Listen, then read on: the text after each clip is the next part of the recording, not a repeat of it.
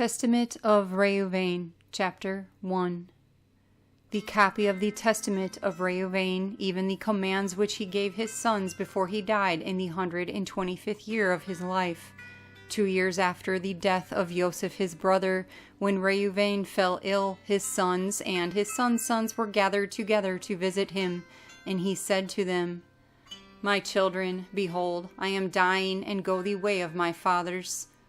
And seeing there Yehuda and Gad and Asher his brethren, he said to them, Raise me up, that I may tell to my brethren and to my children what things I have hidden in my heart, for behold, now at length I am passing away. And he arose and kissed them, and said unto them, Hear, my brethren, and do ye, my children, give ear to Reuben your father in the commands which I give unto you. And behold, I call to witness against you this day the Elohim of the Shamayim, that ye walk not in the sins of youth and fornication, wherein I was poured out, and defiled the bed of my father Yaakov. And I tell you that he smote me with a sore plague in my loins for 7 months. And had not my father Yaakov prayed for me to Yahweh, Yahweh would have destroyed me. For I was 30 years old when I wrought the evil thing before Yahweh, and for 7 months I was sick unto death. And after this I repented with set purpose of my soul for 7 years before Yahweh, and wine and strong drink I drank not, and flesh entered not into my mouth, and I ate no pleasant food, but I mourned over my sin, for it was great, such as had not been in Yisrael. And now, hear me, my children, what things I saw concerning the 7 spirits of deceit when I repented. 7 spirits therefore are appointed against man, and they are the leaders in the works of youth. And 7 other Ruach are given to him at his creation, that through them should be done every work of man.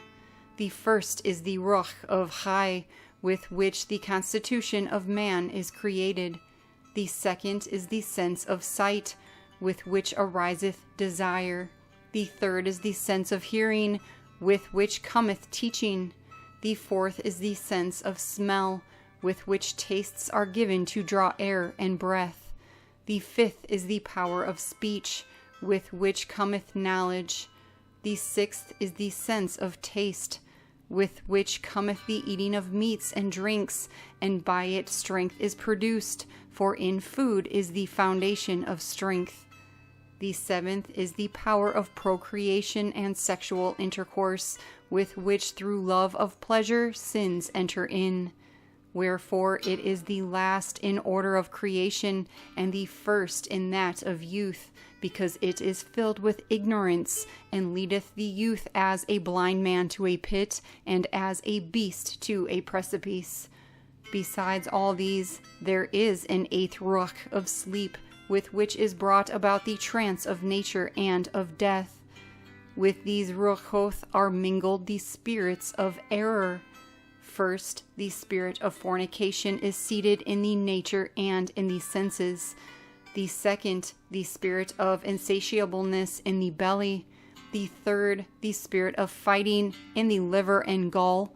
The fourth is the spirit of obsequiousness and chicanery, that through officious attention one may be fair in seeming. The fifth is the spirit of pride, that one may be boastful and arrogant. The sixth is the spirit of lying, in perdition and jealousy, to practice deceits and concealments from kindred and friends. The seventh is the spirit of injustice, with which are thefts and acts of rapacity, that a man may fulfill the desire of his heart. For injustice worketh together with the other spirits by the taking of gifts. And with all these the spirit of sleep is joined, which is that of error and fantasy. And so perisheth every young man, darkening his mind from the truth, and not understanding the Torah of Elohim, nor obeying the admonitions of his fathers, as befell me also in my youth. And now, my children, love the truth, and it will preserve you. Hear ye the words of Reuben your father. pay no heed to the face of a woman, nor associate with another man's wife, nor meddle with affairs of womankind. For had I not seen Bilhah bathing in a covered place, I had not fallen into this great iniquity. For my mind, taking in the thought of the woman's nakedness, suffered me not to sleep until I had wrought the abominable thing. For while Yaakov our father had gone to Yitzhak his father, when we were in Eder, near to Ephrath in Bethlehem, Bilhah became drunk and was asleep uncovered in her chamber.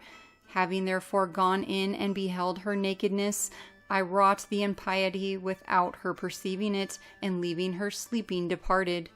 And forthwith a messenger of Elohim revealed to my father concerning my impiety, and he came and mourned over me, and touched her no more. Testament of Reuben, chapter 2. Pay no heed, therefore, my children, to the beauty of women, nor set your mind on their affairs, but walk in singleness of heart in the fear of Yahweh, and expend labor on good works, and on study, and on your flocks, until Yahweh gives you a wife whom he will, that ye suffer not as I did. For until my father's death I had not boldness to look in his face, or to speak any of my brethren, because of the reproach. Even until now my conscience causeth me anguish on account of my impiety. And yet my father comforted me much, and prayed for me unto Yahweh, that the anger of Yahweh might pass from me, even as Yahweh showed. And thenceforth until now I have been on my guard, and sinned not.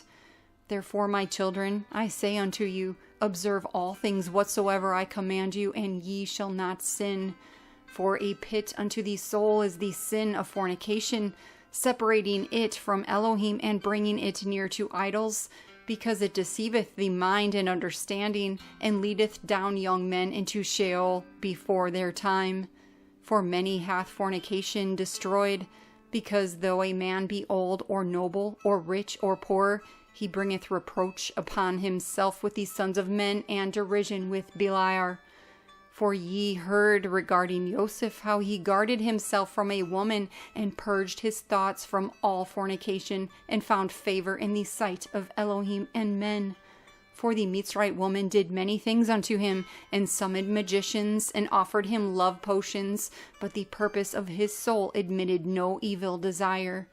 Therefore the Elohim of your fathers delivered him from every evil and hidden death. For if fornication overcomes not your mind, neither can Beliar overcome you. For evil are women, my children, and since they have no power or strength over man, they use wiles by outward attractions, that they may draw him to themselves.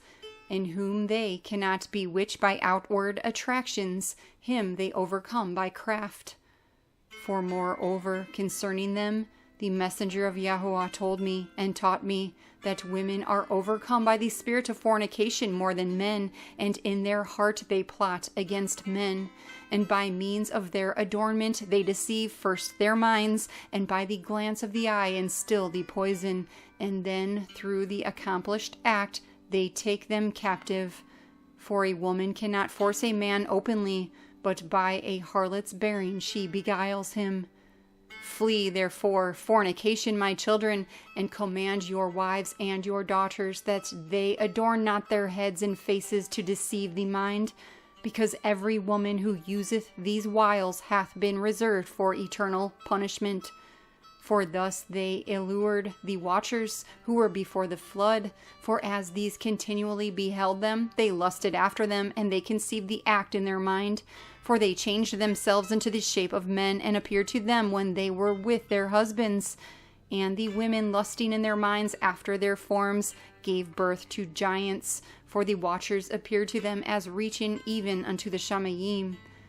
Beware, therefore, of fornication, and if you wish to be pure in mind, guard your senses from every woman. And command the women likewise not to associate with men, that they also may be pure in mind. For constant meetings, even though the Belial deed be not wrought, are to them an irremediable disease, and to us a destruction of Beliar and an eternal reproach. For in fornication there is neither understanding nor reverence, and all jealousy dwelleth in the lust thereof. Therefore then I say unto you, ye will be jealous against the sons of Levi, and will seek to be exalted over them, but ye shall not be able. For Elohim will avenge them, and ye shall die by an evil death. For to Levi Elohim gave the sovereignty, and to Yehudah with him, and to me also, and to Dan and Joseph, that we should be for rulers. Therefore I command you to hearken to Levi, because he shall know the Torah of Yahweh, and shall give ordinances for judgment, and shall sacrifice for all Yisrael until the consummation of the times, as the anointed Kohen Ha'Gadol, of whom Yahweh spake. I adjure you by the Elohim of the Shamayim to do truth, each one unto his neighbor, and to entertain love each one for his brother. And draw ye near to Levi in humbleness of heart, that ye may receive a berakah from his mouth. For he shall barach Yisrael and Yehudah, because him hath Yahweh chosen to be sovereign over all the nation.